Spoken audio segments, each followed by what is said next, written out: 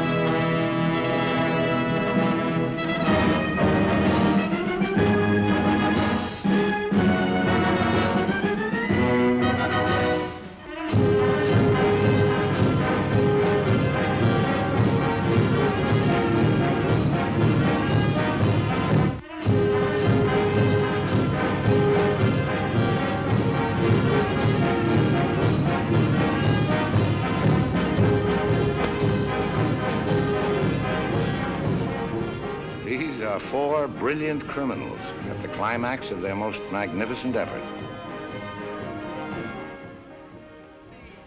This effort began 6 months ago in Porto Vecchio, where we were all aboard the ship for Africa. And they were my associates in a quest for uranium. An element not one of them knew the first thing about, except that they'd heard you could get dough for it. Big dough. Who? I mean, what do you suppose they are? Businessmen, does it matter? Well, if we're going to be on a small boat with them for weeks and weeks. I only said they might be fellow passengers. Harry, we must beware of those men. They're desperate characters. What makes you say that? Not one of them looked at my legs.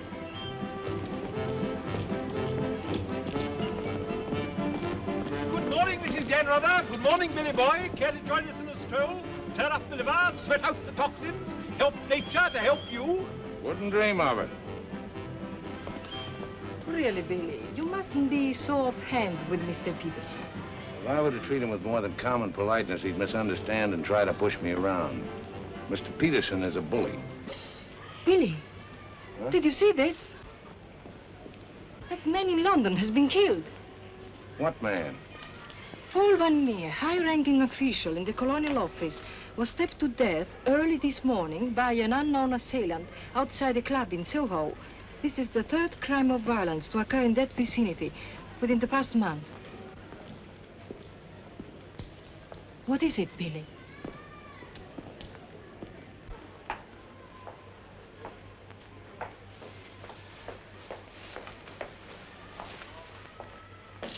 In heaven's name, Billy, say something.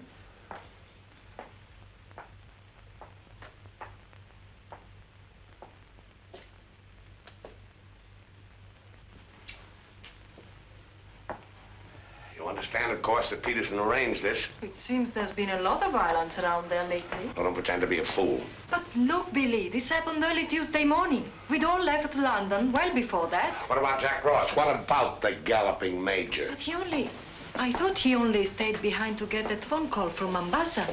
If it came through, he'll be here this morning. Well? Don't get so excited. Don't jump to unpleasant conclusions. Jump, they might as well have drawn a map. Why was Peterson worried about Van Meer? What made him think he was dangerous? He was afraid Van Meer wouldn't stay bought. He was afraid he'd get the wind up after we'd gone. He had visions of him trotting upstairs to his superiors, announcing I have certain information that certain persons have paid certain sums of money. Don't talk so loud, Billy. To obtain illegal rights to certain mineral supplies. That Indian, that Raja or whatever he was, that you worked for in the old days, he killed a lot of people, didn't he? Ah, but he had a better style.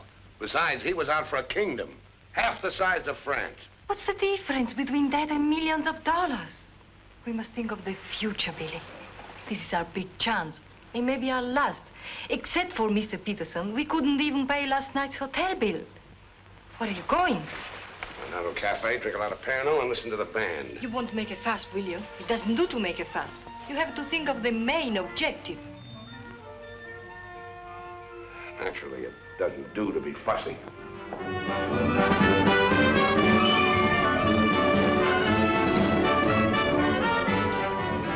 It's your move, Gwendolyn. Gracias.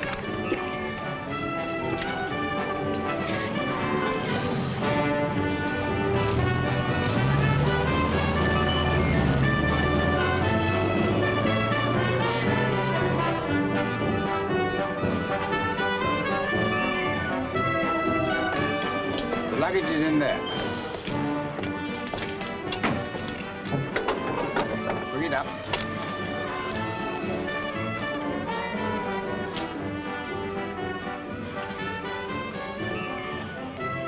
Harry, look, the desperados. Shh. Not quite in our contract, Billy. Hard liquor before noon. I'm celebrating. Celebrating what? The safe arrival of the Major. He came galloping in a minute ago, looking tired but satisfied. I take it his mission was accomplished? Yes, well, it's getting on for lunchtime, gentlemen. I'll see you later, Billy. Your move, Gwendolyn. Gwendolyn, it's your move. Oh. Check. Last. Are you sailing on the Niagara? Africa bound. So are we. Oh, my name is Chelm. This is my wife. How do you do? My name's Dan Rutherford. How do you do? Are your friends sailing too? The whole kit and caboodle. You're a very mysterious group, I must say. Really, Gwendolyn? How so mysterious? Well, for one thing, you all appear to be of different nationalities. It's your move, Gwendolyn. Check. I have a theory about you and your friends. Correction. My associates. As a matter of fact, I think you're doctors. Evil ones, I mean. You're going to the heart of the jungle where human life is cheap to perform ghastly experiments which require the sacrifice of thousands on the altar of science. You must excuse my wife. She has a very lively imagination. Check me. I don't know how you expect me to play a decent game when you keep talking all the time. Harry's been all out of sorts today. Usually he's a wonderful loser. Good morning, Mr. Danrada. I bring you the captain's compliments, along with the sad news that the sailing of the SS Nyanga has been postponed. Now, look here. This boat is definitely, most definitely scheduled to sail at 2400 hours. Scheduled, Mr. Chelm, but not, I fear, destined to do so. The fella gone, or is the captain drunk? Oh, of course the captain is drunk. But the real trouble is with the oil pump. Well, it's not good enough. Simply not good enough. Quite right, sir. But you're putting it too mildly. The present oil pump is no good at all. Well, how much delay does this mean? Oh, to locate, bargain for, purchase, and install a new one will require, I should say, more than a day, less than a fortnight. Utter, hopeless inefficiency. Probably it isn't the oil pump at all. Just making it an excuse to hang about and pick up extra cargo. Guns or opium? I wouldn't be surprised if she turns out to be a smuggler. What a miserable place to be stuck in. Squalid, fifth-rate port. Ever been in Forteventura before? No, I don't know this part of the world at all. Oh, I thought not. Otherwise, you wouldn't be so upset about staying. Magnificent country. Ruins to visit by moonlight, fine stretch of beach. Back there in the hills, one of the few spots left in the world where you can get decent food and drink. It's called the Blue Pavilion. I insist you give me the pleasure of having dinner with us tonight. Well, that's awfully kind of you, but... Us? You and your associates? My wife and me. The committee? Oh, Mr. Chelm, I want you to meet a friend of mine. This is the galloping major. The committee wants you to toddle round. Okay. Right away. I'll be along. Better toddle. I said I'd be along. They don't like to be kept waiting. I'll lay on a car. We'll meet in front of the hotel at 6. Arrivederci. Dan Rather. An American, I suppose. Anyway, I quite like him. Time. 24 hours in the day, 1,440 minutes for somebody else to get busy on the same idea as ours. We ought to have got a plane and flown out, as I said from the start. You remember I said it, O'Hara? My name is not O'Hara. It is O'Hara. You hear? Mr. O'Hara. Yes, Mr. O'Hara. But you remember I said it? I said we ought to take a plane. Time. What is time? Swiss manufactured, French hoard it, Italians squander it, Americans say it is money, Hindus say it does not exist. You know what I say? I say time is a crook. If we took a plane, we'd be there inside 15 hours instead of who knows where. I don't want any more talk about flying. The sky is for the birds. My feet are on the ground, both of them. Come in, Billy boy. What's all the fuss about? No fuss, Billy. We're merely wondering what course to pursue in view of this unfortunate delay. Join the peasants in their revels, go to church, write your memoirs. Very funny. I like an associate of mine to have a sense of humor. Good laugh does more for the stomach muscles than 5-minute setting up exercises. And now that we've had our moment of fun, and all the better for it, let's get back to the question. Doesn't this delay call for a cable to your friend in British East? Mustn't send cables. Can't you get it through your heads that the population down there has trained noses? They can smell a uranium deal like a cat smells fish. But aren't you afraid, Billy, that when our little party doesn't show up on the date you said, aren't you a teeny bit afraid that your friend might use that as an excuse to begin negotiations elsewhere? If my friend were looking for an excuse, you'd find a better one in the morning papers. What do you mean? I'm talking about the untimely demise of Paul Van Meer. I'm appalled, Billy. What an unwholesome opinion you must have of your colleagues to imagine that we... Look here, Peterson, you don't have to convince me of anything. You don't care what I think as long as I don't do anything about it. And I won't, unless you ever decide to sick that knife-happy little junkie on me. Watch yourself, laddie. Now, Jack, behave yourself. Sit down. For shame, Billy. I think you owe an apology to everybody in this room. And if you're half the gentleman I know you are, I'm sure you'll make it. As I was saying, Peterson, you've nothing to worry about. My friend won't pull out unless I tell him to. For purely venal reasons, that's the last thing I have in mind. Jack, give Billy a light.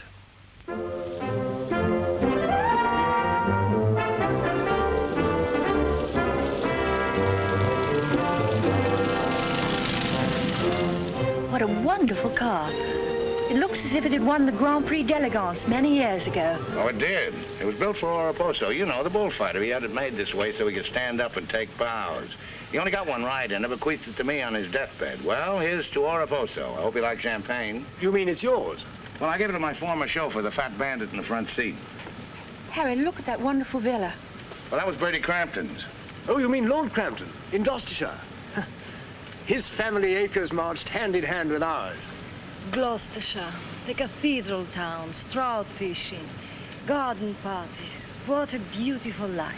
You know England well? Emotionally, I am English. I serve tea every afternoon with crumpets, and I've always kept up my subscription to Country Life and to Tedla. Trouble with England, it's all pomp and no circumstance. You're very wise to get out of it. Escape while you can. Well, I'd hardly describe myself as escaping. Simply so happened that a relative of mine, first cousin actually, who died recently, happened to be the owner of a coffee plantation. Africa's the place now. You talk about the diamond boys, the gold boys. They just skimmed a little off the top. The potential mineral wealth of Africa's hardly been scratched. Now, there is a villa. Big. Well, that's the Villa Capriccio, famed in song and story, a 3-star attraction in Baedeker. Well, whose is it? Well, the bank's on it now. It used to be mine. Yours? Yes, I brought old Charles over from Fouquet's. You know, the old Fouquet's, to run it for me. Then when I decided to pull up stakes, I bought him this restaurant we're going to. Least I could do to show my appreciation. Well, here we are. Charles! Charles! Wait here a minute while I rout old Charles out. He doesn't even know we're in this neck of the woods. Charles! Charles! She must think we're extraordinarily naive. Knew all those people. Owned that vast villa. Bought this place because he liked the fellow's cooking. What utter balderdash. Oh, perhaps he did. I beg leave to doubt it. Did you notice his wife? She seemed to be rather a sensitive little woman. Really embarrassed by all that rot. I am sorry, signore. As you see, we are closed. We do not open for another 2 months. Charles, what the devil's going on here? This place is falling to rack and ruin. The place is closed. We shall have to dine in the hotel after all. Monsieur Dan. Monsieur Dan. Madame, why did you not let me know you were coming? You did not say you were with Monsieur Dan.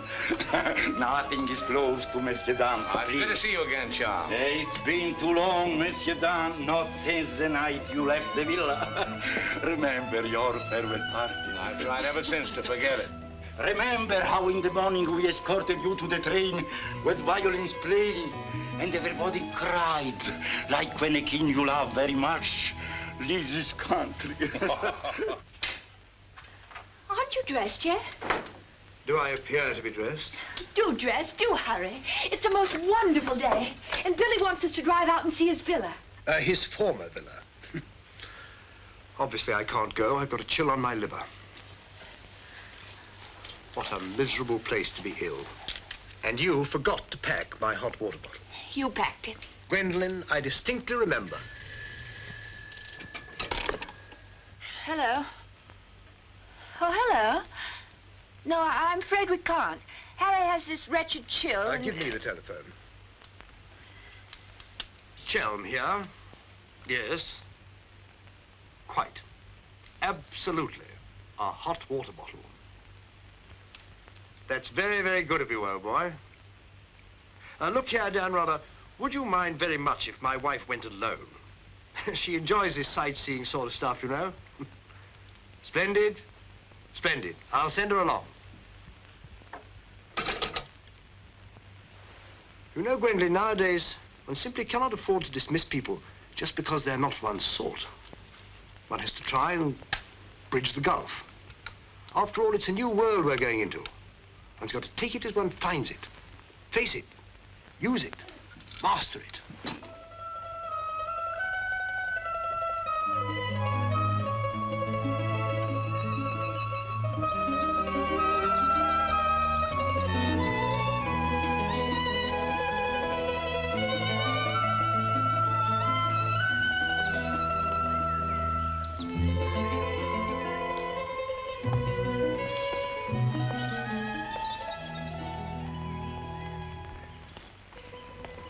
You know, I've seen Americans on the street, and in the cinema, of course, but I've never talked to one before. Are you a typical American? I think it's important that I should know. Why important? There are two good reasons for falling in love.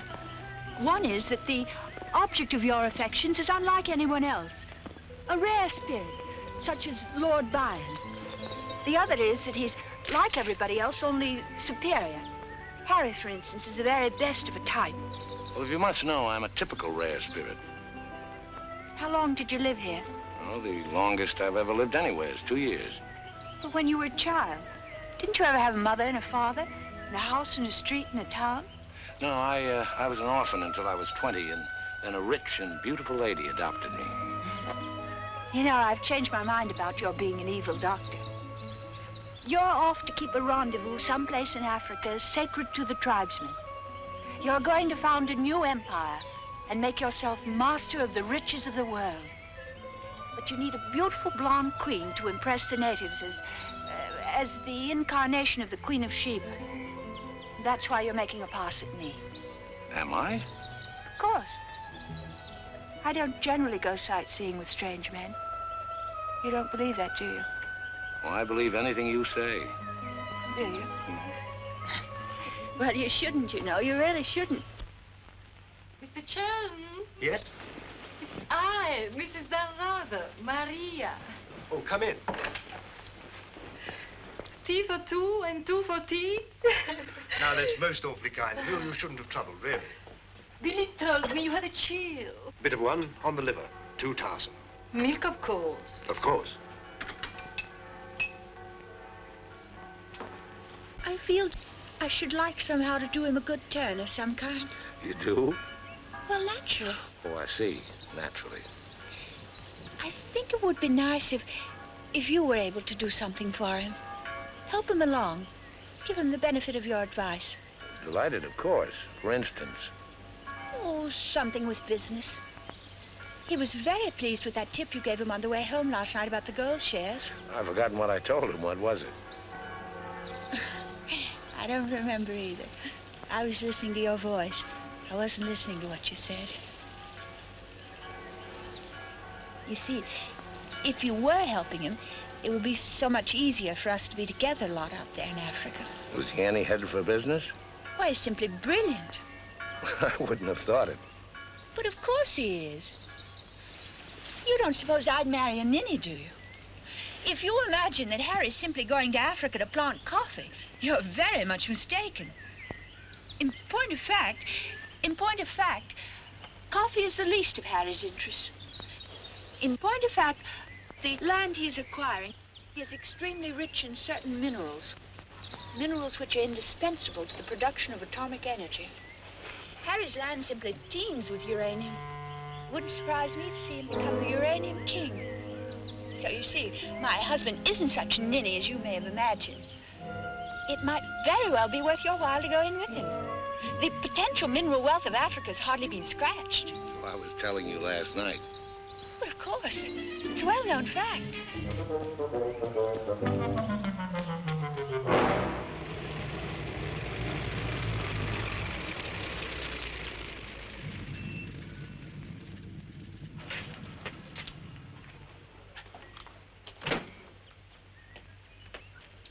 Billy boy. Had a happy day? Very. I'm so glad.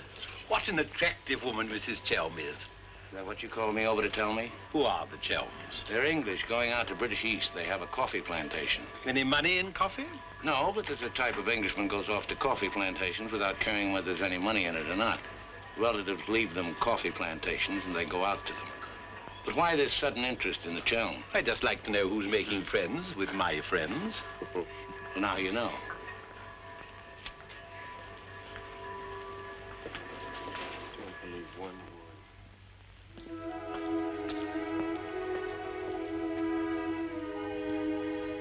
You know, if I ever leave you, it'll be for someone of the type of Harry Chell. Well, bully for you. I suppose that type of Englishman is like a story I once heard. An English gardener in England was showing some Americans one of those wonderful English lawns. And of course, they wanted to know how to make a lawn like that. And this English gardener said... He said all you have to do is get some good grass and roll it every day for 600 years. I heard that story before you were born. Englishmen tell it when they're feeling down in the mouth. Just don't understand the child type. You're not even listening. You never do. Someday I'll say goodbye and you won't hear that either. One day I shall really meet my type and run off with him. And you'll be simply amazed. That's possible. George Moore said, I learned it by heart years ago. He said that each great passion is the fruit of many fruitless years. George Moore was a very distinguished English writer, you know. Except that he was Irish. Cheer up, sugar. If I make $1 million on this deal, I'll buy you an old English lawn, one we can roll up and take with us.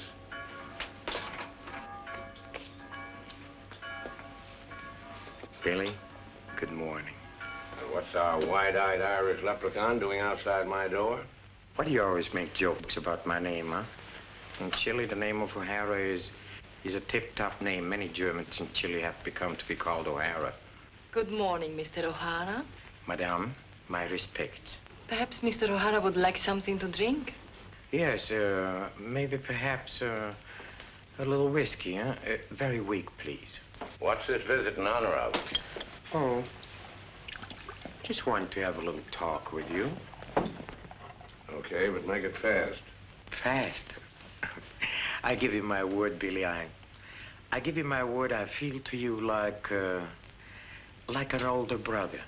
Oh, it's not so much the difference of age. It's probably, yes, the reason is because I come from a culture which is so much older than yours in my country. A child 6 years old is older in his heart than you'll be at 60. It smokes, it drinks, it philosophizes. At this rate, I'll be 60 before you get to the point. The point is that Peterson, Ravello, myself, we are the principals in this case. We are in with the money. We cannot switch around and turn but an agent, it's easy to imagine that he could conceivably doesn't feel himself quite as irrevocably committed as Peterson or... We're fellow passengers, I believe. Not quite yet, would you say? Too sadly true. By any chance, you don't happen to have seen your Mr. Danrother about? I don't think Billy's up yet. Not 11. He's rather a late riser. But he said... Well, anyway. I shouldn't put too much stock on what Billy says, particularly when he's had a few drinks. It's not that he means to break his word, he just forgets that he's given it. Charm and dependability so seldom go in one package. There are exceptions, of course. Your husband, I imagine, from his manner and behavior, is one. Oh, yes, very. Well, quite, Henry. I'm so looking forward to meeting your husband and having a chat about Africa. By all means. I understand he's in coffee? You make it sound like a total immersion. Part of Africa we're going to is due for some pretty important changes. In my opinion, things will be booming out there before you can say Jack Robinson. I do hope there won't be too many changes. It's completely unspoiled, I hear, with some of the loveliest scenery in the world. I can't imagine anything more lovely in the way of scenery than to have a few acres of gold and diamonds cropping up on a piece of land I bought for a song. Heaven forbid. Next thing there'd be big, ugly holes everywhere and great, horrid machines instead of lovely scenery. Anyway, I don't think my husband worries much about money and business, that sort of thing. Really? I mean, to appreciate my husband's point of view, one has to understand his background. Those lawns, hundreds of years in the making. Those immemorial elms. Those walls hung with family portraits. Generations of them. Those great echoing galleries where so much of English history has been made. Taxes must be terrific on a place like that.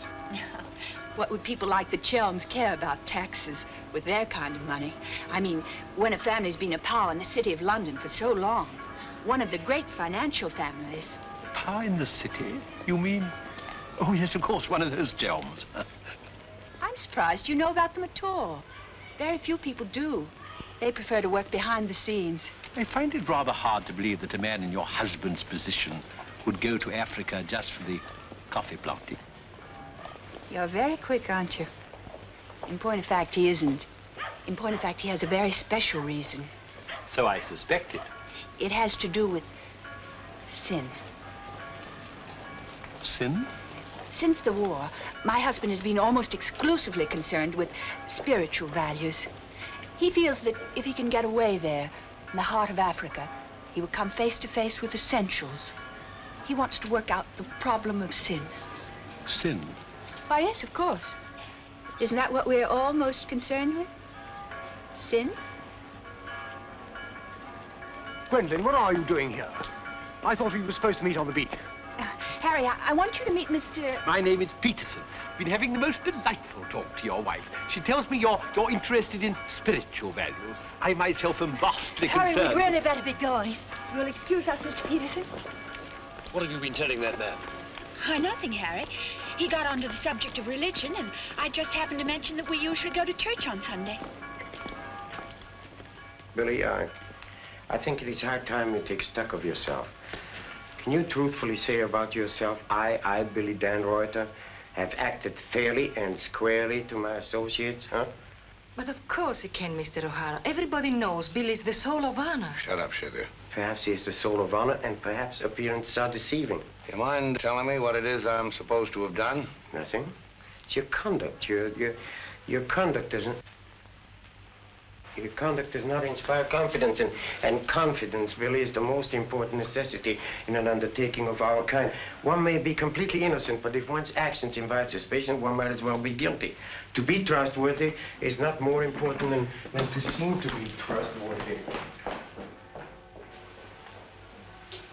Billy, have you done something you shouldn't have? Tell me, Billy. Tell me the truth. My conduct. Who do they think I am, their hired man? But you are, you know. You are the hired man. How good and kind of you to remind me. How good, how true, how kind.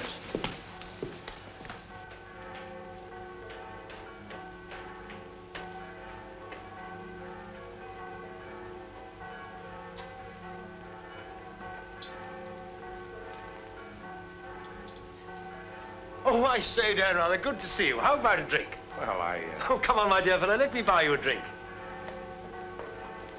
Oh, Gwendolyn, don't forget to send one to Aunt Beatrice. Can't understand it. Gwendolyn distinctly said she'd join me on the beach. Then I come back and find her sitting there in that cafe. Extraordinary creatures, women. Well, let's drink to them. Pano. Scotch. Come on, you tiny little wreck, have a drink. We're drinking to women. Take the drink, but won't join you in the toast. Glass of Irish. Women. Hitler had the right idea. Keep them in their place. Kleine Kinderkirchen, babies in the kitchen. Say what you want to about Hitler, he had his points. Come. Look here. This generation's had its chance. Hitler, Mussolini, those are the men. Now is the age of the barbarians. The world's going up in smoke. I say let it come, get it over with. Well, if you don't mind, I'd like another year or so of worry. Worry? Just 1 minute, laddies. I've just 2 or 3 words to say to you, laddies, and that's don't worry. Don't ever worry. I'm in a position to know secret information. The Rosicrucians, the Great White Brotherhood, the high secret orders. But you've no faith. You must have faith. Faith and power, secret power. Men who guard the trust from the deepest insides of the whatchamacallit. Mystic rulers, all one club, chained together by one purpose, one idea. Mankind's champions. Follow me, Billy? Oh, why, of course. This generation's had its chance. Hitler, Mussolini. I can't stand here and permit you... Are you interrupting me? Relax, Jack. Have another drink. I simply want to state that things don't happen to be what certain people imagine. An officer may find himself strapped for money, and he may undertake certain things which in other circumstances, no, absolutely no. Absolutely. Absolutely no. In the old days, I should have simply told people of your ilk to buy their own drinks. Poor old Jack. I'll teach you. I'll teach you to insult an ex-officer of the Indian Army. Well, are you yellow? The bar. You're Major Ross? Right. Ross here. Right. Right again. Come along, the committee. Saved by the bell. I've never heard such rot in my life. Sin. Oh, sin. All I could do was to keep a straight face. No, I'm certain of it now. These are 2 very clever and dangerous antagonists. Sit here and help me close. But how could they possibly know what we're up to? Great interests like the Chelms have ways and means. Yes, and I'm convinced they're out to get us even before we get started. We must get ahead of them. Time has entered the picture in a new way. Never forget the time factor, gentlemen. It always enters the picture in the end. I'm sending a cable to London. I want full information on those Chelm interests. British Africa, too. Check up on his interests there. Every time the plane lands, I'll try and reach you by telephone. Keep me informed of the latest development. Dan Reuter, that lying, swinish, rum-swilling double-crosser. What pleasure it would give. No, you can't at the moment. We need him. Right now, we need that swine who's lying double. Did I hear my name? Rub-a-dub-dub. 3 men in a tub. Tub? Oh. Been a change of plan, Billy boy. You and I leaving for Africa. How's that? You and I are flying to Africa by the next plane. Oh, what's happened, Peters? Must be something important to get you on a plane. Perfectly simple, Billy boy. The trouble with the oil pump and the general uncertainty about when the Nyanga will sail forces me to sacrifice my personal comfort. I prefer to fly rather than run the risk of arriving too late. Well, there's also such a thing as arriving too early. What do you mean by that? Well, the land doesn't come up for auction for a couple of weeks. My friend can't make his move until then. If we sit around British East all that time, somebody's going to start wondering who we are and ask questions. Is that your real opinion, Billy, or are you just looking forward to a long sea voyage with the attractive Mrs. Chelm as your companion? Or perhaps you have even other reasons. Such as? That's for you to know and for us to find out. You'd better get your packing done.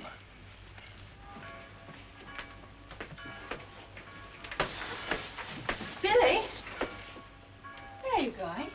Off to Africa, flying. Just like that? Weren't you even going to kiss me goodbye?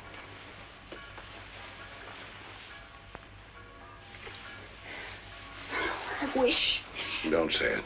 What? That you wish we'd never met. You'll be coming on the boat, and in Africa we'll get together and... I think I hate you. Letting those revolting men order you about. Don't deny it, I've watched them. They treat you like a servant. They say, hop it, and off you hop. I know what it is. They have a hold on you. Some black secret that could ruin you. What makes you think that? No, it happens all the time. My old Spanish nurse told me that half the people in the world would be ruined at once if everyone told what they knew. But couldn't you have them done away with? I mean, you must know plenty of people who could bump them off. It'd probably cost a good deal, but it'd be worth it, certainly. Well, it's not impossible, except that afterwards I wouldn't have any money. This way I stand to make a lot. Millions? Maybe. Then perhaps your connection with those men isn't quite so undignified as I thought. Those millions, would they be pounds or dollars? Well, either way suits me. No, that's very careless of you. The state of the pound is so uncertain. You must think in terms of hard currency. Maybe I should hire you to handle my affairs. You could do worse. I'm awfully intelligent, really. Come along, Billy boy. The car's waiting.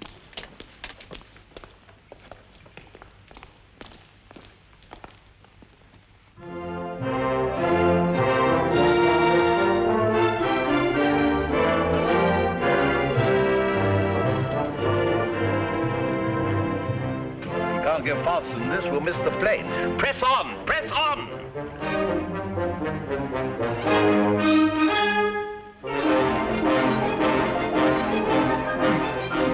Try posting.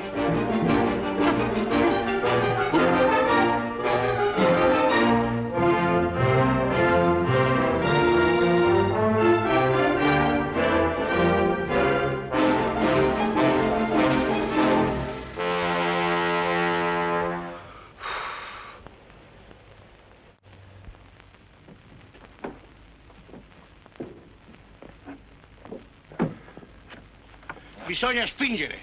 Push, push.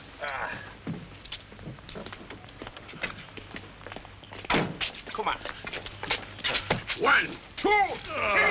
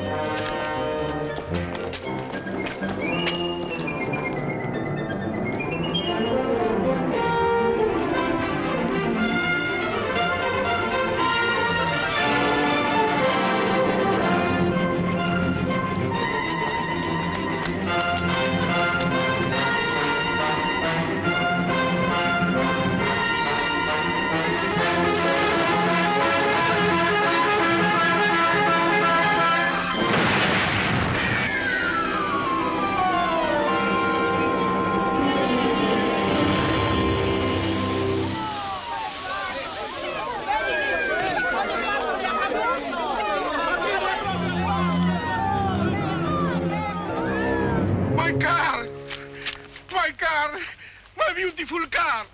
You did that on purpose. What? You planned it that way. I know what you're up to. I know everything. I know about the uranium on the Chelm's land, the Chelm interests in the City of London. The what?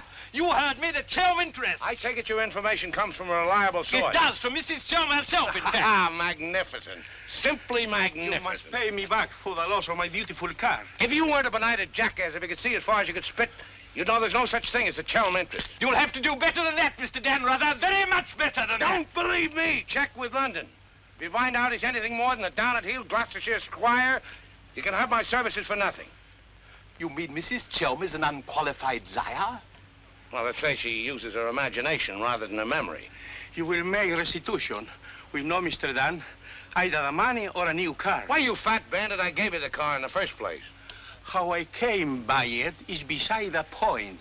The fact you gave it to me doesn't make it any the less mine. Shut up. That's right. Threaten me.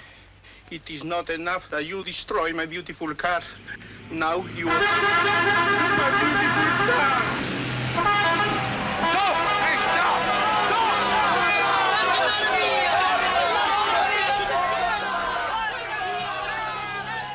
Hey, More than anything, I I want Billy to make a grand success out there. Well, as you care so much about money, I should have thought you would have left Billy for some rich man. I shouldn't think Billy would mind, really. I mean, neither of you are in love or anything. You are a strange girl. Of course I love Billy. Actually, I adore him. And Billy loves me very, but very much. That's why I trust him with his little unimportant amours. And what does he say about yours? But, darling, all husbands like their wives to seem attractive to other men. Be sure you explain that to Harry. I'm going back to the hotel.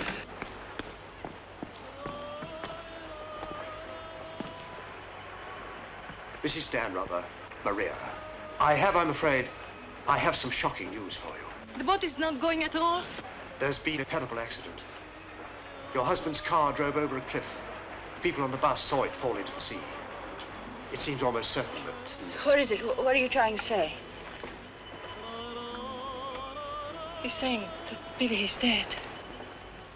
It's become necessary to redistribute the stock in our company. Stock. What good is the stock now? We can't deal with the radar's friend. Not without the radar. All the effort, the money, everything went over the cliff with that car. Ravello, you forget the English are very sentimental people. I tell you, there is nothing that Billy's friend will not do for his widow. And in black, she's a very touching figure. Poor Maria, you really have had a wretched time of it. You are very understanding. If only there was something I could do. Just now, if you could bring me an aspirin. I have a headache. Don't move. Just you wait there. I'll be back in a moment. Mussolini, Hitler, and now Peterson. A great man, a great loss. I'm going upstairs and reading my Bible. Why all the gloom? Maria has a headache. What's the matter with you? Go away. My dear girl, I'm as sorry about Dan rather as you are. But after all, it isn't as if he was one of our oldest friends. I was in love with him. He was a very pleasant acquaintance. What did you say? I was in love with him. Really, darling, have you no control over your romantic fantasies? I loved it. Can't you hear me? I love you. I love you. Oh, rot. You're just dramatizing again. By George, you were right after all. I did pet it. Oh, what shall I do? I feel so I were drowning. He's dead. He's dead, and I'm left in a fool like you. I tell you what to do. Have a bit of shut-eye. You wake up in an hour feeling your real self again, and there'll be no more silly stories about falling for a middle-aged roustabout. So? Oh, please go away. I'll just take these to Maria.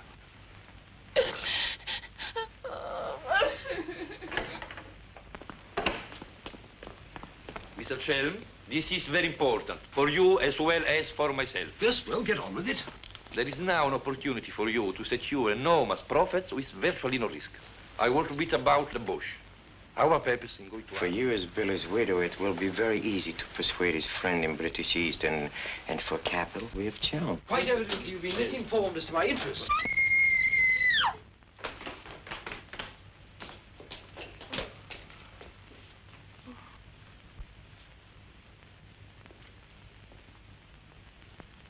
What's the matter with all of you? Somebody dead? Car, it went over a cliff. We thought you'd both been killed. Dan Ruther, I'm delighted to see you're alive, but your wife is in a fainting condition. You mean you're not dead at all? Obviously, I'm not dead. I knew you weren't dead. I knew it. I counted 13 backwards 13 times. My old Spanish nurse said if you did that, a miracle would happen. And you see, it has. Ladies and gentlemen, I bring you the glad tidings. The captain is sober, and the SS Nyanga will sail at midnight.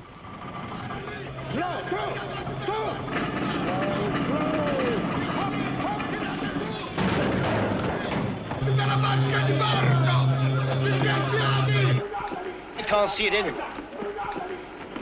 What can have happened to it? My dispatch box, where is it? A black tin box this size. What have you done with it? Guardi che la sua valigia gliel'ho messa in cabina. I told you to take the most particular care of it. I shall not go on board till my dispatch box has been found. Having trouble, Chell? I think that I can't cope with myself, thank you. È la seconda volta che glielo dico. La valigia gliel'ho messa in cabina, è inutile che insiste con me. Says he put it in your cabin, whatever it is. Idiot! Why didn't he say so in the first place? Say, look. What's happened to Harry? Been giving me the fisheye all evening. Oh? What is it? Perhaps it's because when I thought you were dead, I told him I was in love with you. You what? I couldn't help it. It made you seem less dead. And? Oh, he didn't believe me. He thought my nerves were upset. A sort of delirium. He thought it quite a joke. The idea of my inventing a love affair with a middle-aged roustabout like you. That's what he called you. Well, now that I'm back in the flesh, you'll begin wondering about that delirium of yours. I suppose seeing you alive is different from thinking of you dead. You're just great cooped up on that tub with a suspicious husband. Billy.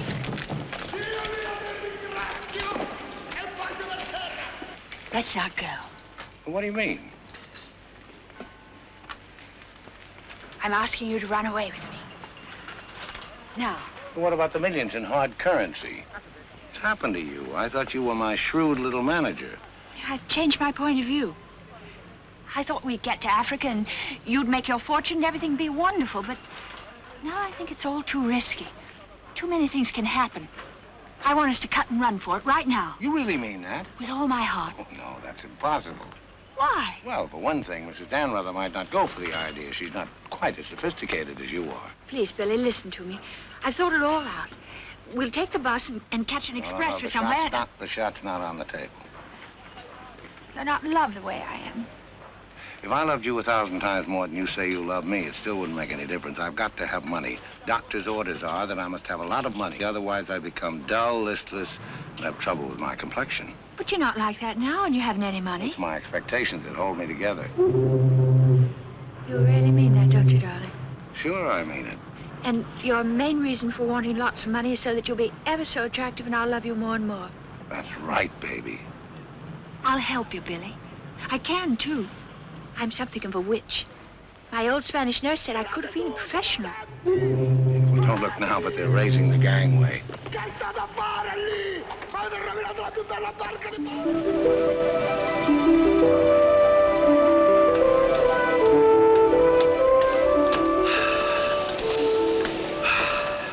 Sea air, ozone. What a pity we can't bottle it, gentlemen. What a fortune we'd make. Neptune's mixture. Now breathe deeply. Remember, every breath is a guinea in the bank of health.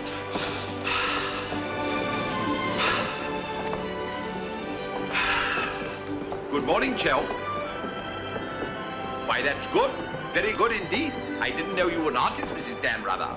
I'd hardly call myself that. I only dabble. The nose is not enough long. The ears are too small. Only has one eye. Now, come along, gentlemen. We must not dawdle. Blow the man down, bully, blow the man down. Blow, blow, blow the man down. Blow the man down, Benny, blow the man down. Good morning, Mrs. Chelm. Let's hope she breaks her neck. Blow the man down, bully, blow the man down. Blow the man down, bully, blow the man down. Blow, blow, blow the man down. Blow the man down, bully, blow the man down. Give me some time to blow the man down. Mr. Peterson? Mr. Peterson? Radiogram.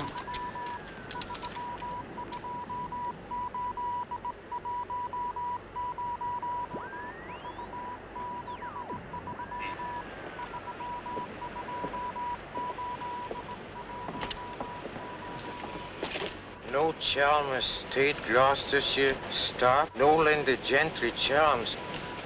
What do you make of that? He's not a Gloucestershire squire. Like Billy said. Just as I was beginning to take Billy at his face value. But if he's not what Billy said, then what is he? We are at sea again, gentlemen, in more ways than one. Mystery, more mystery. Billy is a liar. Heaven only knows what Chelm is. CID, maybe. You borrowed my thought. What to do? What to do? The time has come for direct action. You remember last night when we came on board? The fuss he was making about his dispatch box?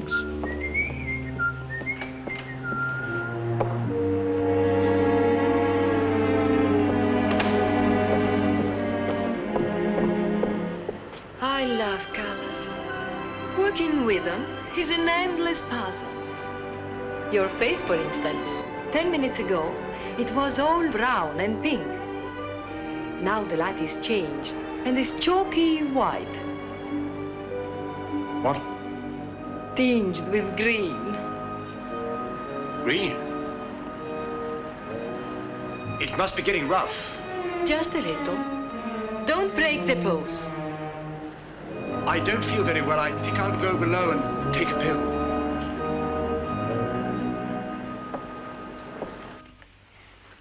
It's incredible. Harry Chelm is just Harry Chelm. nothing, nobody, a ruddy refugee from Earl's Court. With a hot bottle. Look. And the letter of introduction to the secretary of the governor. The secretary, mind you. Disgusting. Purser! My box! Beat up and down, isn't it, sir? It's gone. Oh, yes, indeed. Major Ross took it. I saw him sneak it out of your cabin. I like to keep my eye on what goes on aboard the ship. Where did he take it? I believe Mr. Peterson's cabin. In fact, I'm sure.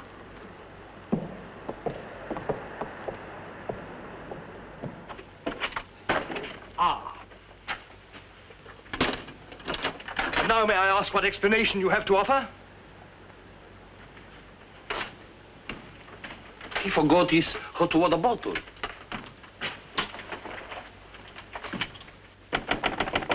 Billy? Come in. Billy, have you heard what's happened? I've seen the paper in days. It's not funny. They've stolen Harry's dispatch box. Who stole his dispatch box? That dreadful little major. He took it to Peterson. They went through it. It's all your fault. I suppose you know that. My fault? With the poppycock you've been peddling, all that junk about the Chelm interest in London, uranium on your land. Well, in a way, you're the one to blame. I'm the... I mean, you acted so superior. I was falling in love with you, and I couldn't bear it for you to think I was just a nobody.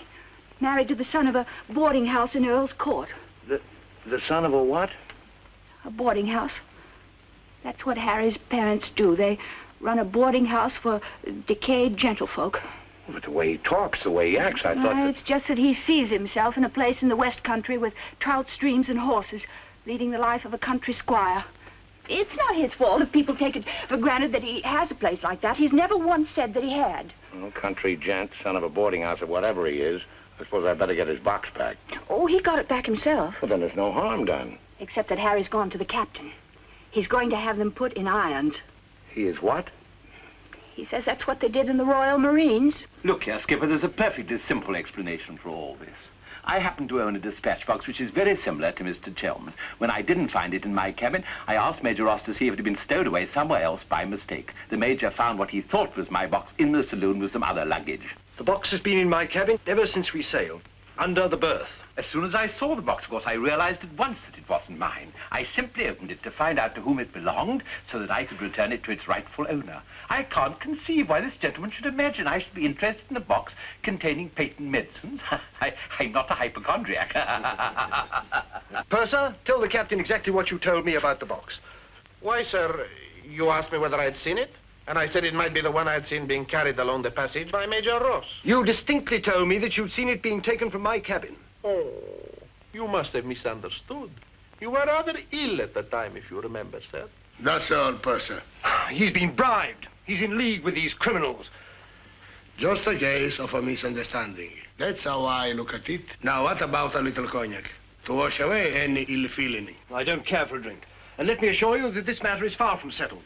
While rifling through my personal effects, I feel certain that you must have noticed I had a letter of introduction to the secretary of the governor. I suspect he'll be much more interested in what I have to say than this gin-soaked so-called ship's captain. You mind your tongue! Any more else? The other one I put in irons. As far as I'm concerned, this is a close incident. Well, you've got your box back. Why don't you forget the whole thing? What possible interest do you expect the Colonial Office to take in? On the contrary, I expect them to show considerable interest in a gang of crooks who are trying to swindle the country out of vast uranium deposits.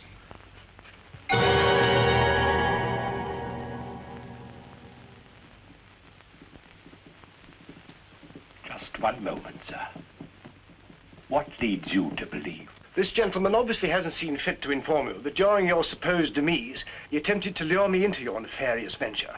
Unfortunately for you, he acquainted me with all the pertinent facts. Facts which I intend to communicate to the proper authority at the very earliest opportunity.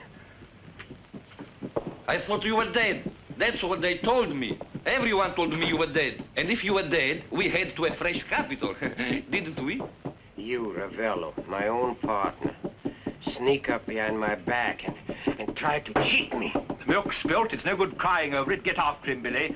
Calm him down, talk to him, see if you can't get him to change his attitude. I'll try, but I don't think it'll do any good. I don't know why we have to worry about Chelm's attitude. Talk's no good. Conversation never convinced anybody. I say put an end to words. Shut up, Jack. Time factor has entered the picture again. This time, fortunately, it's working on our side. 2 weeks before we reach port. That should be plenty of time to convince our friend, Chel. I beg you, please end all this trouble. If things go on, either you will be done away with before we ever get to Africa, or you will leave and denounce Peterson to the authorities, and that will be the ruin of all my plans and hopes. In the long run, you'll do much better to get clear of these people. They're thoroughly undesirable. The long run. I'm tired of the long run. I am not even thinking about them or about myself. It's only you that concerns me, Harry. No need to worry about me. Ever since I met you, you fill my thinking. You are becoming an obsession. Don't you understand, Harry? I am deeply in love. Maria. My dear.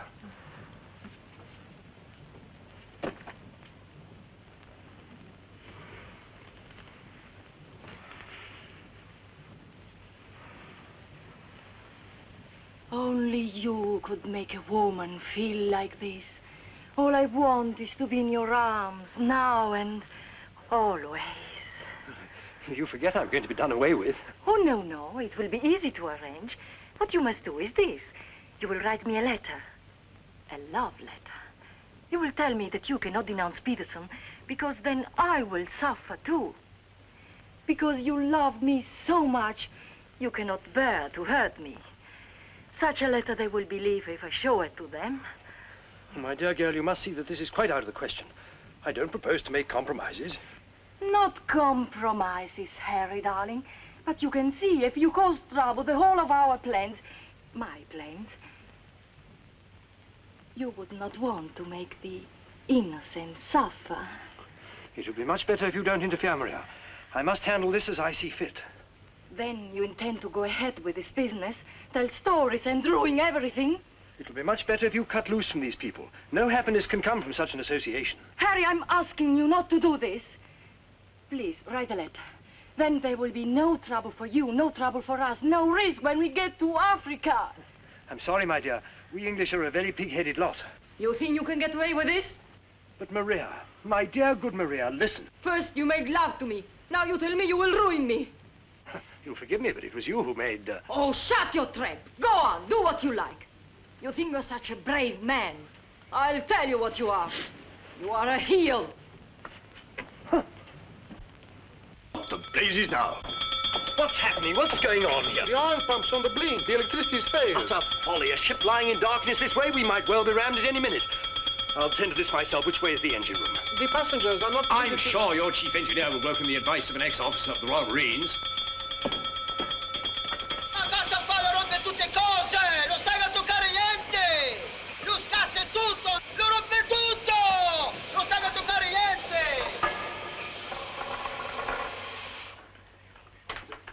Look here, you fool. Are we simply abandoned to our fate? I insist on something being done. For instance? Well, give out the lifebelts. Organize the boat drill. The clientele are requested to remain calm. To remain calm? Does the captain feel no sense of responsibility for the lives of his passengers? It's my opinion that the captain doesn't feel much of anything at the moment. Do you mean to say he's drunk? The fellow ought to be made to walk the plank. I'm afraid just now he cannot walk at all. But this is outrageous. Oh, sit down, old man. What have you got to worry about?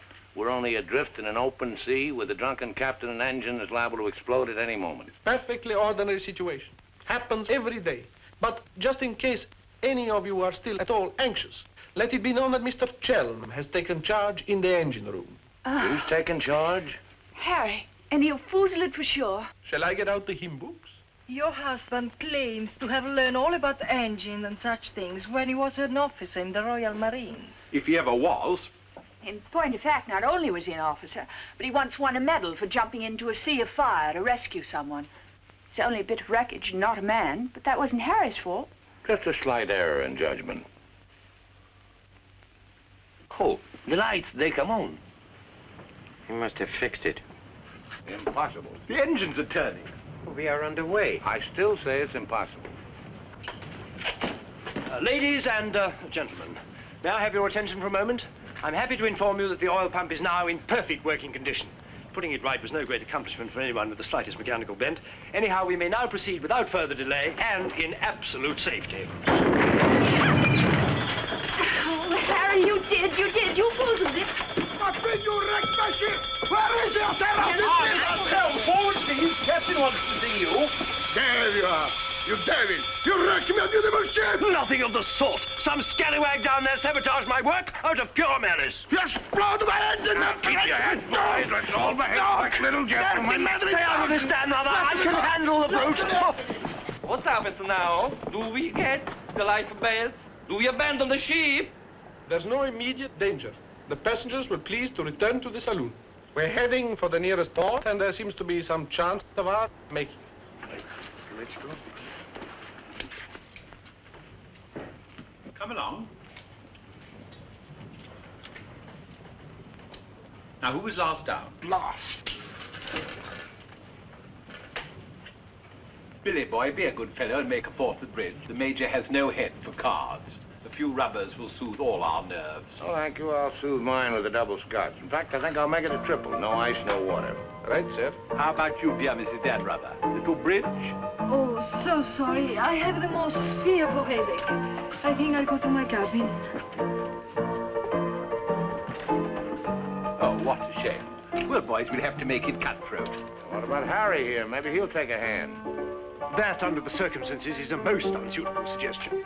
Gwendolen, I must ask you to either move to another table or else leave the saloon. Harry, for heaven's sake. I don't care for my wife to associate with an associate of criminals. Don't be absurd. Billy's not a criminal. He's the best friend we have on this boat. We're not in need of such friends. You don't need any friends you can get.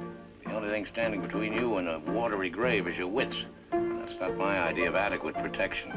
Purser, how much longer before this ship reaches port? If we ever do get to port, it should be within 14 or 15 hours. That's a long time. Sit down, make yourself comfortable, have a drink. Enjoy the Major's piano recital. Come on, Peterson, buy us a drink. I'm afraid I can't accept hospitality from persons who I intend in a few hours' time to denounce in a place of justice. 2 spades.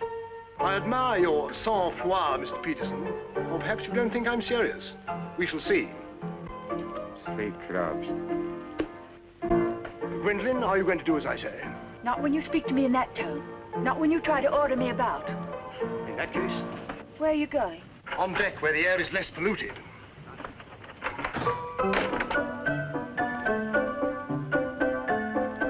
Sir, 4 tonics? I think you'd better go after Harry. Why should I? If he's going to be so childish and unreasonable. Take my advice, go to him, stay with him. I suppose you think we should keep up appearances. The loyal wife at her husband's side. No, Billy. I'm experiencing something that is rare and beautiful. And I shall not deny it, either by word or by deed. I love you. Let the whole world know it.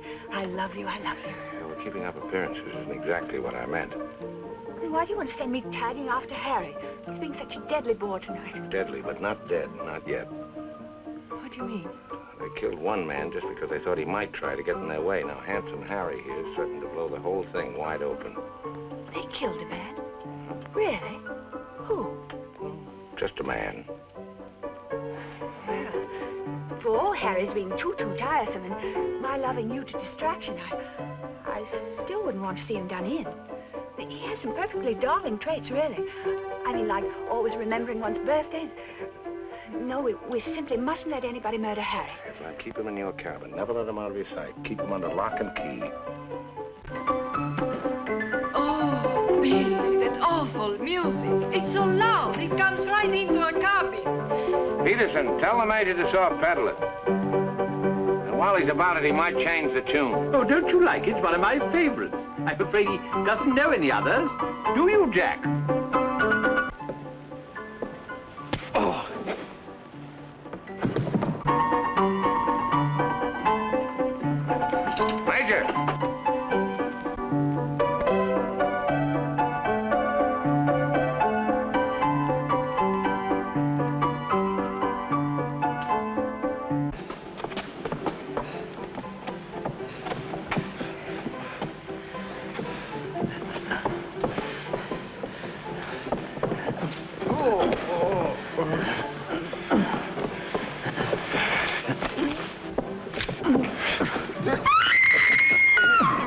hear a lady screaming. One down. Captain! Captain!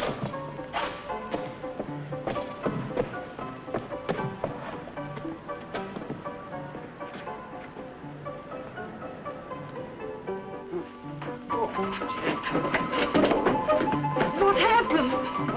Oh, Billy, all that screaming. I thought someone had been killed. Someone nearly was. Indeed, they were. Look at the Major. Better get a new act, Peterson. The curtain's going down on this one. Every time I turn my back, someone makes trouble. The passengers break the engine, they beat each other with the feet, they throw each other overboard. That man attacked me. How you? You again! If I struck him, it was in self-defense. He came sneaking up behind me and tried to run me through with his sword. Is that true?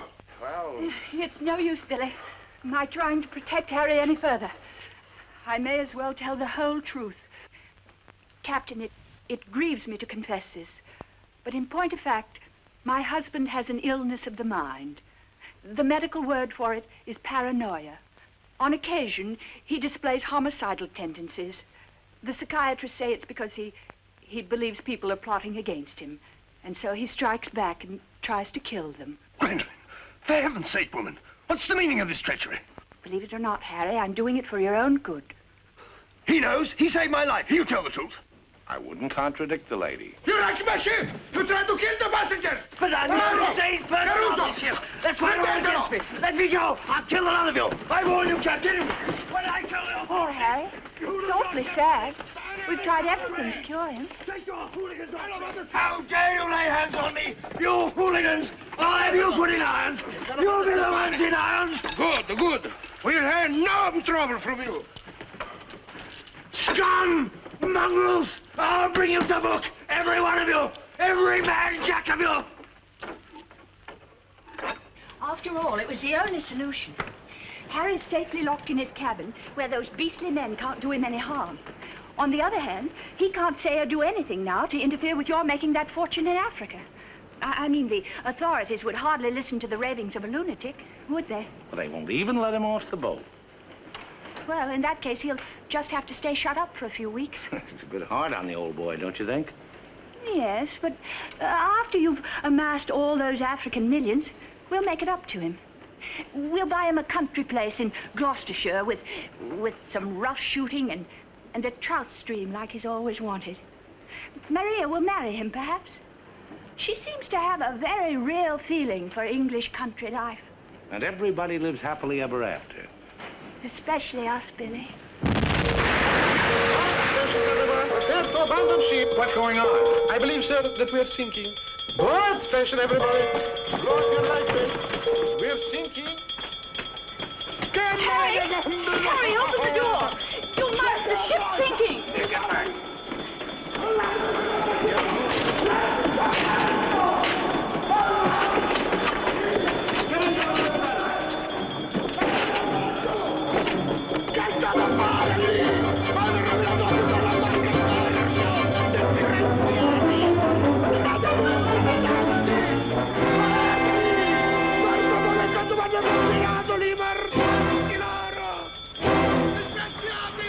Tirate su!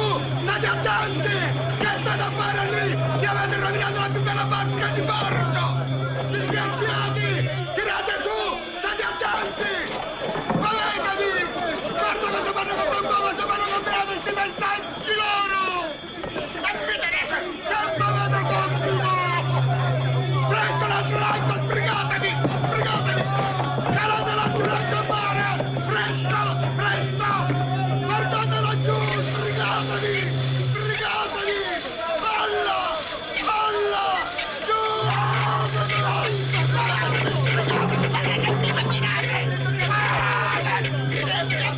Presto! Presto! Tenetelo giù! Importatamente i palanetti! Calate l'altro lancio a mare! Mollate le cime! We simply can't leave without finding out what's happened to Harry. Maybe we'll run across him out there. He's a strong swimmer, isn't he? Do you really think? I don't say we will, but it's possible. Anything's possible. Silenzio poi! Clam! Bill! Crash! Dio mio, ti ringrazio e pace per terra! Speriamo che incontri un branco di pesce cani! Give me that oar.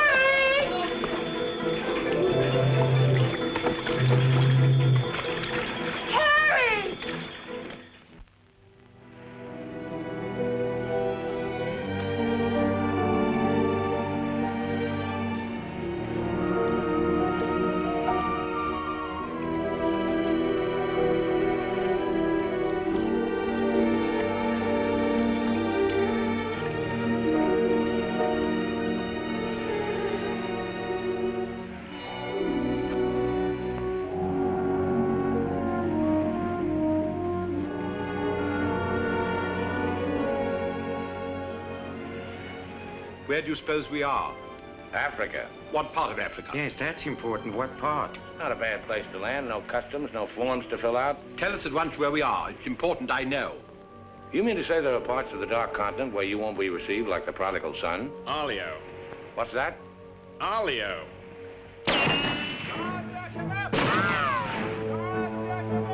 Better get down, everybody. Oddio, mamma mia! Arabs! Oddio, mamma mia! Get rid of your passports, boys.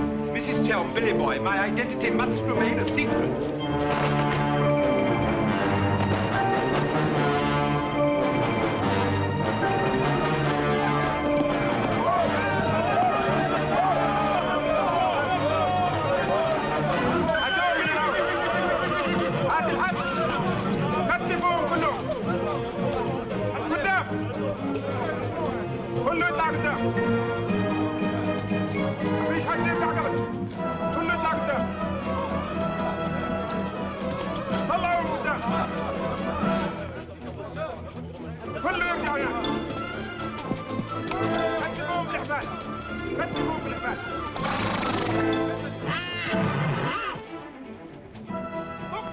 Alio, what's that? It was a company that sold arms to the Arab legions.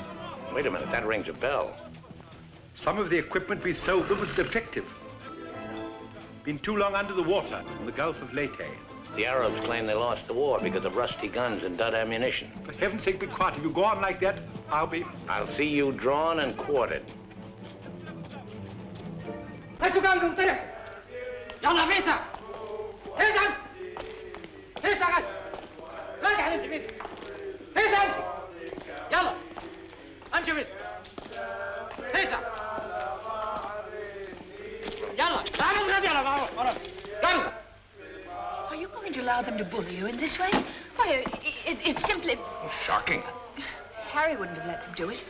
He had a sense of dignity. I have a sense of survival. Billy, what is going to happen? Do you think they will torture us?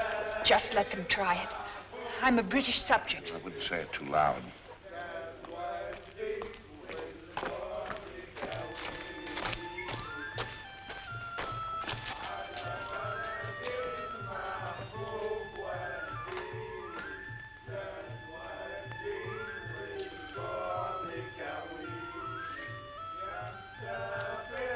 We shipwreck. Big boat, go down. Bottom ocean. We take little boat. Row all day, row all night. Savvy? There's only one way to deal with these swine. Walk up to them and kick them in the belly. Show them who's boss right away. We sight land. Your land. Praise Allah. Come ashore. Suddenly, boom, boom, boom. No good way to treat shipwrecked people. You will please to hand over your passports.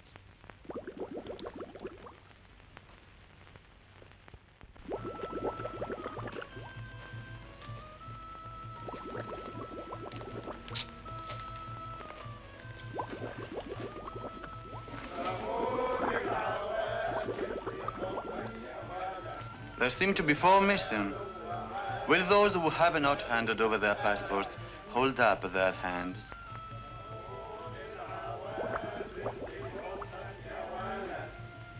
All left on board ship, Your Excellency. A terrifying experience. An incompetent crew, a burning ship, put overboard in a small boat at dead of night. What was the name of the vessel? The SS Nyanga. She's a Portuguese ship. I will investigate whether such a ship has been reported lost at sea. Well, does it stand to reason, Your Excellency, we should come to this shore in a small boat if we'd not been shipwrecked? Our country is in a state of unrest. Oh, I am sorry. Agents of certain foreign governments sometimes try to enter it by stealth, hoping to fan the flames of revolution. Therefore, we check carefully on the activities of strangers. But surely, Your Excellency, in our case, one look is sufficient to convince you of our innocence.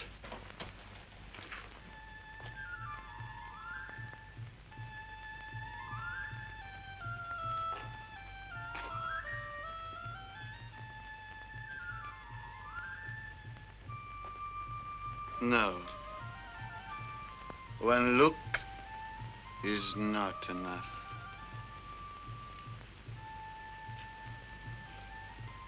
If you think we're the enemies of your country, the logical thing is to boot us out. Send us packing by the first available boat or train. We shan't object.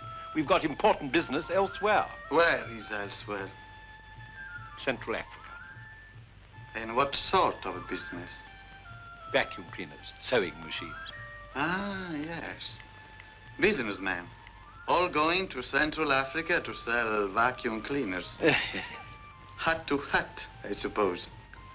And you, sir, I take it, are the head salesman, the ringleader of this group. Oh, no group. We met for the first time on board ship. Complete strangers to one another. Liar! The others all look at you each time I ask a question. I am a keen observer. You four are together. Oh, no, my fat-gutted friend. I'm not the illiterate, simple-minded native you're fool enough to take me for. I am a great man, a serious man. I spit on you, too. I spit on you and all your life. Off to the wrong star, Peterson. There's only one way to deal with these swine! Swine! Swine! You'd better be careful. My husband, my late husband, who was drowned in the Niagara disaster, happened to be one of the most important figures in the British government, Sir Harry Chelm. In point of fact, we had letters from the Prime Minister and the Queen telling everybody to be particularly courteous to us and our friends. So you see, if any harm befalls us at your hands, it will become a major international incident. Would you instruct that one that in my country a female's lips may move, but her words are not heard? Harry. If only you were here. And now, sir, you will stop abusing my intelligence and tell me who you really are and what is your actual purpose in being here. I'm a sick man. I've got a bad heart. I mustn't talk anymore. You refuse to answer. Well, that is interesting. It makes of it a contest in a game at which we excel. We of this country have had 4,000 years' experience in asking questions and getting answers. Who are you? Why are you here? Don't hit me again. My heart, I have an attack.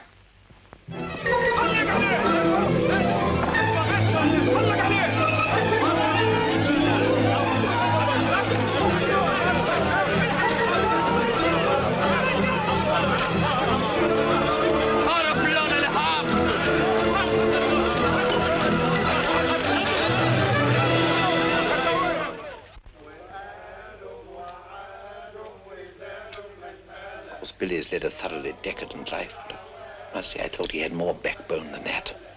Backbone. Either you have it or you haven't. You see the beating I took at the hands of that great ugly brute without even flinching. Billy was crazed with fear before they even laid a finger on him. Tell me more about Rita Hayworth. You really know her very well? Do I know Rita?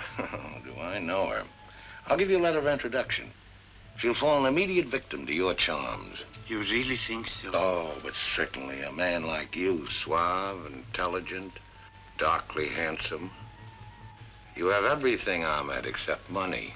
And if you'll listen to me, a boat will be placed at our disposal, a very slow boat, so that Fat Gut's check will have plenty of time to clear. And you will trust me for your share?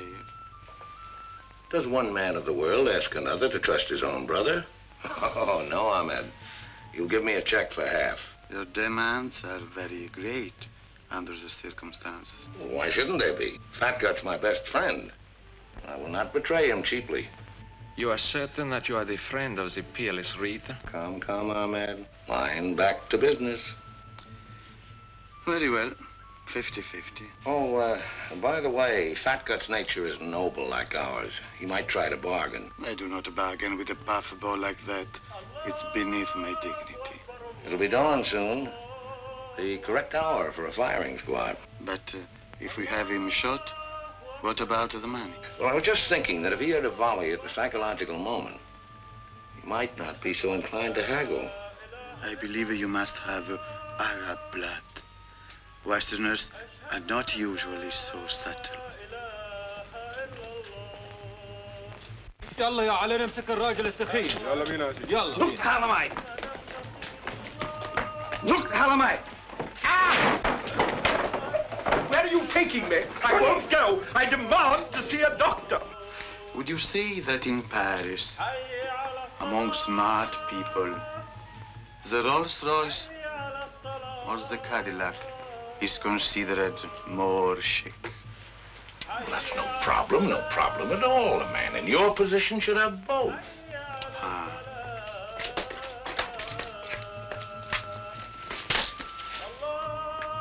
Mr. Dunrather, I believe, would like a word with you. Billy. Sit down, Peterson.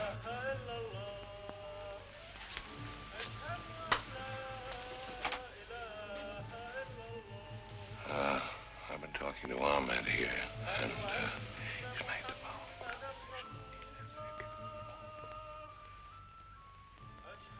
It's blackmail. I can't pay.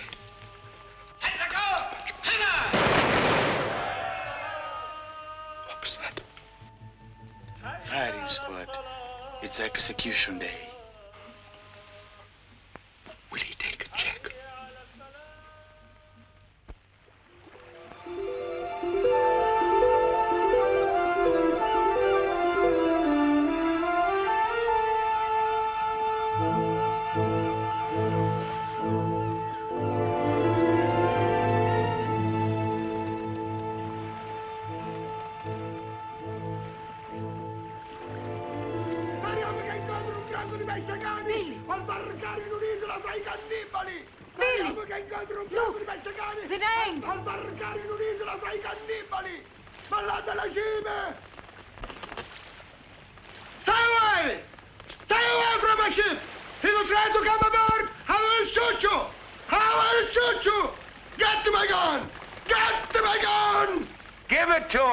Shoot himself.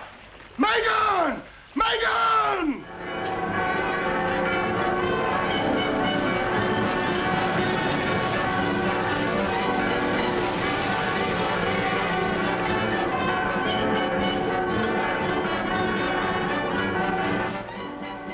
Excuse me. Are you Mr. William Dunrather? That's right. I'd like to ask you a few questions, if I may. Oh, I'm sorry, not now. Forgive me, but it's rather important. Yes, it always is. I was a newspaper man myself once. Very well, you may quote me as saying that everybody was heroic except Mrs. Danrather, who ate all our boots. Very amusing, but I'm not a reporter. Oh? Jack, go to the phone, make reservations. The first plane to Nairobi, 6 seats. Yes, and if they don't have any, talk to the right man and tell him if he kicks other people off the plane, we'll make it worth his while. I always said we ought to take a plane. You remember I said that, Mr. Horror? I said we ought to take a plane. Mustn't dawdle, Billy boy. Great deal to do and not much time. Those are the other members of your party? Yes. I'd like to talk to them, too. Oh, what's it all about? I believe you were acquainted with a Mr. Van Meer, now deceased. Peterson, you and the boys better come back down. The gentleman here wants to speak to you, a Mr. Jack Clayton of Scotland Yard. You take your wine here or upstairs, Mr. Dunn? No, we'll have it here. Care to join us in a drink, Clayton? No, thanks. It's a bit early in the day for me. I read somewhere that a Scotland Yard man never accepts a drink from anyone he intends to arrest. Is that true, Mr. Clayton? Quite so. Mrs. Dunrather? No, I'm Mrs. Chelm. This is Mrs. Danrather. Well, how do you do? Well, I wouldn't dream of alarming you lovely ladies, so perhaps I'll have a glass of bubbly after all. Peterson, how do you do, sir? How do you do? Ravello. And, Mr. O'Horror. O'Hara, Julius O'Hara, delighted. No, I'm the one to be delighted. It had begun to look as though I'd never catch up with you people. That would have been a bit embarrassing. You see, this is the first time I've ever been abroad on an investigation. I've spent quite a lot of money. And my chief can be very sarcastic about the money one spends, particularly if you fail to deliver the goods. Mr. Clayton is presently interested in the Van Meer murder case. The Van Meer murder case? Oh, yes, yes. That fellow in the Colonial Office. Yes, I read about that in the paper. It was a shocking affair. According to Mr. Van Meer's appointment book, Mr. Peterson, you had lunch with him at the Savoy a few days before his death. That's quite correct. Mr. Van Meer was an expert on African matters. We wanted his advice about affairs in British East. Do you recall the subject under discussion? Vaguely. Crop yield, the native labor situation. Inches of rain. Vaccination, shots. How long had you known Mr. Van Meer? Oh, a couple of months. We met half a dozen times. Did he ever make mention of any enemies, business or otherwise? Did he say anything about romantic attachments? I mean, did he name any women? No. I should have been very surprised if he had done. Mr. Van Meer struck me as being every inch a gentleman. Oh, of course, of course. Well, that's all. Unless somebody has anything further to add. I have. I think you ought to know that the business of one of these businessmen is murder. I beg your pardon. Major Ross, I mean. I can't guarantee Major Ross murdered this Van Meer person. I assure you, however, he attempted to murder my husband with a long, thin dagger, which he always carried about in what looked like an innocent swagger stick. Go on, Mrs. Chelm. You see, Major Ross is employed by Mr. Peterson there to do his dirty work. One might say he's a professional killer. My husband found out certain things about Mr. Peterson. Things in point of fact that are a matter of empire, involving, as they do, a plot to exploit our kingdom's uranium resources. And that's why Mr. Peterson decided to have him done away with. Don't run away, Mr. Peterson. That's always tantamount to a confession of guilt. Tantamount is what I call it. More champagne, Clayton? No, thank you.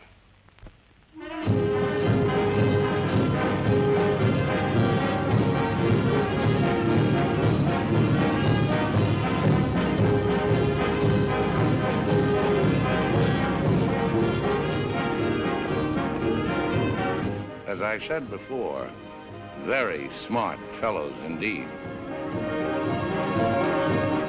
Should you ever think of me in Earl's Court, that's where I'll be, helping Harry's parents with the launches.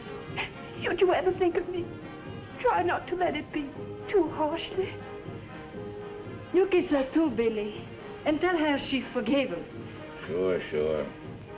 Goodbye, Billy. Bye.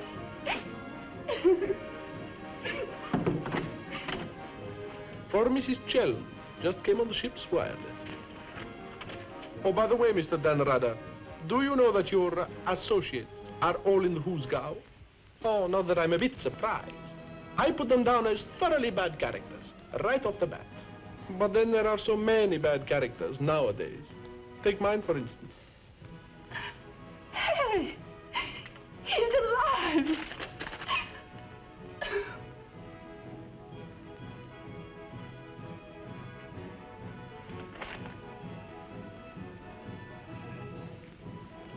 Oh.